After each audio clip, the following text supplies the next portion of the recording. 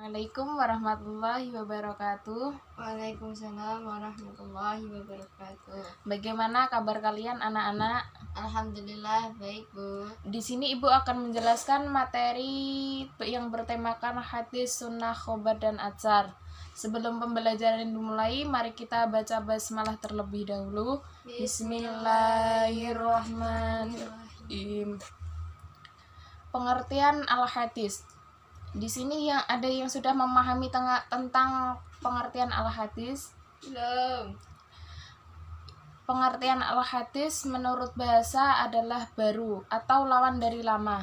Sedangkan menurut istilah ialah segala yang disandarkan kepada Nabi Muhammad SAW berupa ucapan, perkataan, dan perbuatan. Hadis mempunyai beberapa sinonim atau muradif menurut pakar ilmu hadis, yaitu sunnah, khobar, dan atsar. Menurut ulama usul fikih atau usuliyun, yaitu segala sesuatu yang diriwayatkan dari Nabi yang bukan Al-Quran, baik berupa perkataan, perbuatan, dan pengakuan yang patut dijadikan dalil hukum syara.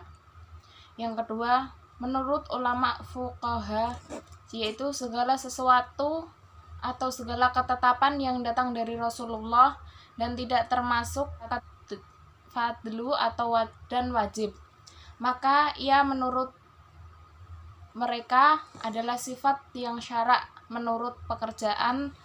Yang kedua, menurut ulama fuqaha, yaitu segala ketetapan yang datang dari Rasulullah dan tidak termasuk kategori fadlu dan wajib, maka ia menuntut mereka adalah sifat syara' yang menuntut pekerjaan, tetapi tidak mewajibkan dan tidak disiksa yang bagi yang pengertian al-khobar. Al-khobar menurut istilah arti bahasa yaitu berita atau lawan kalimat perintah. Dari segi istilah, khobar identik dengan hadis, yaitu segala sesuatu yang disandarkan kepada Nabi, yaitu baik berupa marfu', mauquf, dan maqtu', yaitu baik berupa perbuatan, perkataan, persetujuan, dan sifat. Sedangkan menurut istilah ada beberapa pendapat sebagai berikut. Al-khobar sinonim dari al-hadis.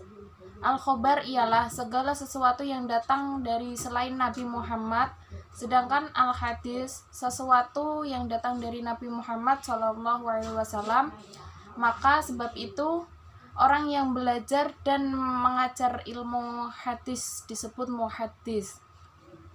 Sedangkan orang yang sibuk dengan sejarah, artinya tarikh dan sebagainya, disebut dengan pemberita atau informan.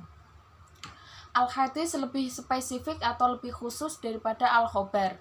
Sebab itu, al-hadis adalah khobar dan tidak sebaliknya. Yang ketiga, pengertian atsar. Atsar menurut arti bahasa yaitu bekas sesuatu atau sisa dan sebagainya. Menurut kebanyakan ulama, atsar mempunyai pengertian yang sama dengan khobar dan hadis. Namun, menurut sebagian ulama lainnya, atsar cakupannya lebih umum dibandingkan dengan khobar.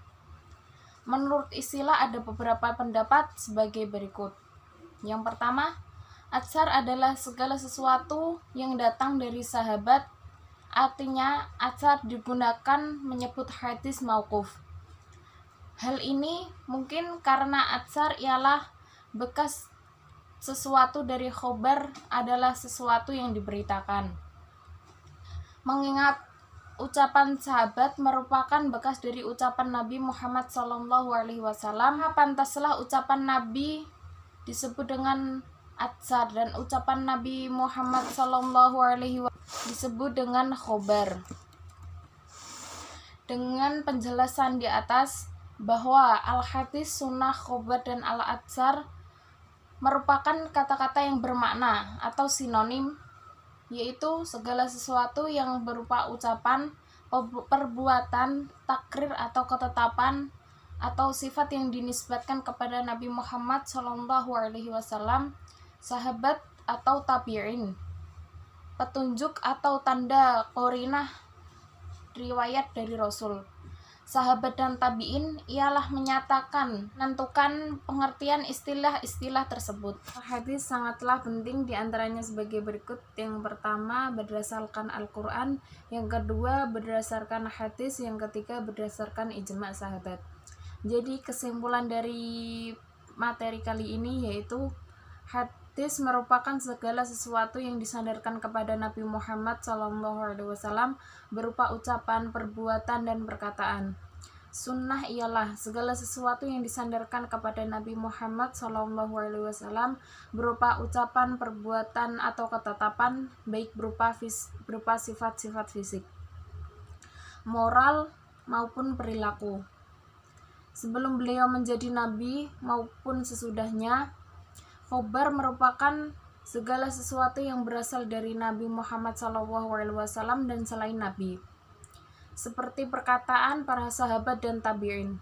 Atsar adalah sesuatu yang datang dari sahabat. Artinya, atsar digunakan menyebut hadis mauquf. Kedudukan hadis itu berdasarkan Al-Quran, hadis, dan ijma' sahabat. Hadis diantaranya adalah bayan al-taqid, yang kedua bayan tafsir, dan ketiga yaitu bayan tasyrik. Oke, anak-anak, penjelasan Ibu cukup sampai di sini saja. Ada yang mau ditanyakan? Kalau tidak ada yang ditanyakan, pembelajaran kita akan akhiri pada hari ini. Terima kasih. Wassalamualaikum warahmatullahi wabarakatuh.